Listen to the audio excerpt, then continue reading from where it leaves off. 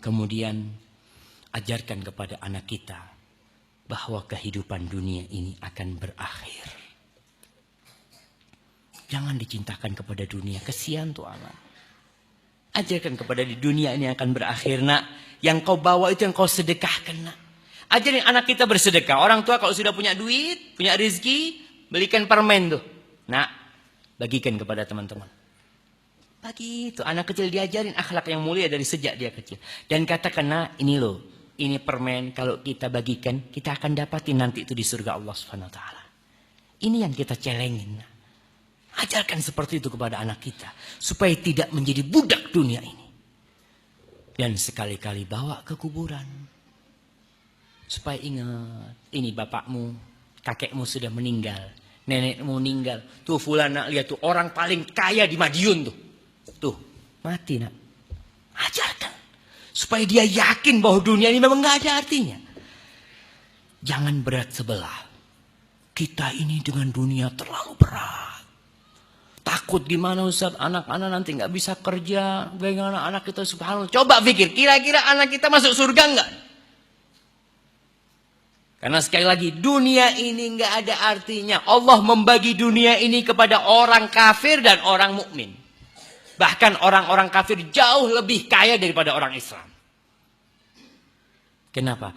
Karena dunia itu tidak sebanding dengan satu sayap lalat buat Allah Subhanahu Wa Taala. Banyak orang bangga kalau anaknya sukses di dunianya.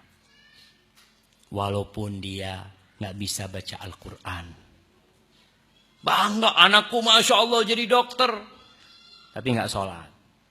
Anakku Masya Allah jadi ini, bangga. Perusahaannya di mana-mana. Tapi itu anak jarang ke masjid. Coba banggakanlah anak yang ketika dengar azan dia tinggalkan semuanya.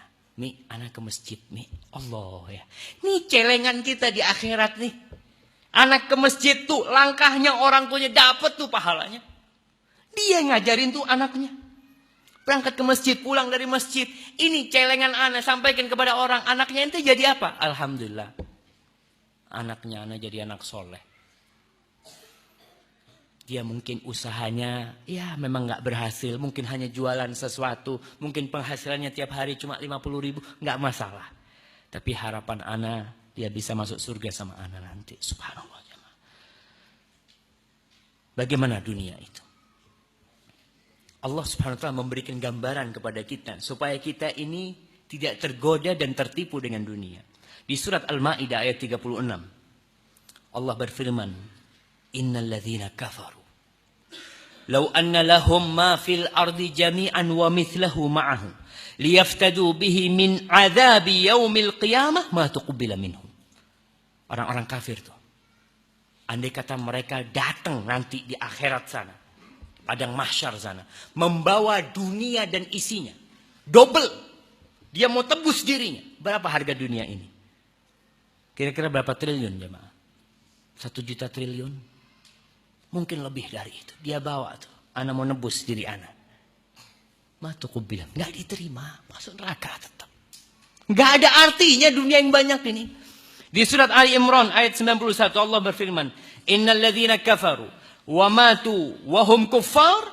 Falan yuqbala min ahadihim mil'ul ardi dhahaban. Walau iftada bih. Orang kafir tuh. Satu orang kafir nanti. Kalau dia datang pada hari kiamat, mati dalam kondisi kafir, dia bawa sepenuh bumi ini emas, jemaah. Kita kalau punya sepenuh masjid ini emas, kita sudah merasa bangga. Mungkin kita punya sekota. Kota apa? Jangan itulah. Kita bilang sejawa emas. Kita akan bangga dengan itu. Nanti pada hari kiamat, kita bawa sepenuh bumi emas. Nggak diterima sama Allah. Masuk neraka. Kalau kita tidak beriman kepada Allah dan kita tidak mendidik generasi itu untuk menjadi hamba-hamba Allah yang bertakwa kepada Allah. Yang terakhir. Jangan terlantarkan anak kalau harus bercerai. Jangan terlantarkan anak kalau harus bercerai. Karena apa? Anak itu aset buat orang tuanya. Kalau seorang ibu benci sama suaminya. Nggak masalah. Tapi jangan sampai tuh anak jadi korban, tuh aset buat di akhirat nanti. Kita didik anak kita dengan benar. Dengan harapan apa? Bukan karena bapaknya, bukan. Karena Allah SWT dan karena kita mengharapkan pahala buat diri kita sendiri. Dan bagi ibu-ibu yang diceraikan, jangan berkecil hati. Dan bagi bapak-bapak yang bercerai pun jangan berkecil hati. Jadikan awal perceraian itu adalah awal meraih kesuksesan dunia dan akhirat. Inilah permulaan. Jangan seakan-akan dunia sudah kiamat, bukan. Allah berfirman, "Iyatafarraqa yughnillahu kullan min sa'ati." Kalau suami istri itu berpisah, harus berpisah, Allah akan cukupkan keduanya dari kebesaran Allah Subhanahu wa taala, dari karunia Allah Subhanahu. Jangan takut kalau harus terjadi perceraian. Ma'asyiral muslimin rahimakumullah. Kalau pilih sekolah buat anaknya, pilihlah sekolah yang anak itu dunia akhirat selamat. Dunia dan akhirat. Banyak orang tua kalau anaknya bandel dimasukkan mana?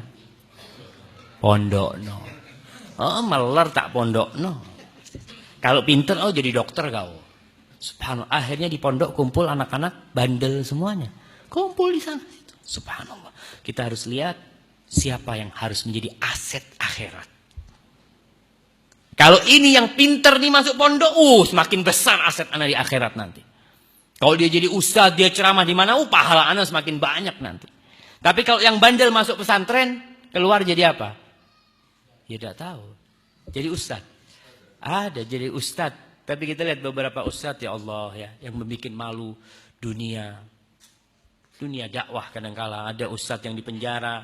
Jadi lebih baik jadi mantan preman daripada mantan ustaz. Jangan jadi mantan ustaz. Wallahu a'lam bishawab. Itulah yang bisa kita kaji pada kesempatan kali ini.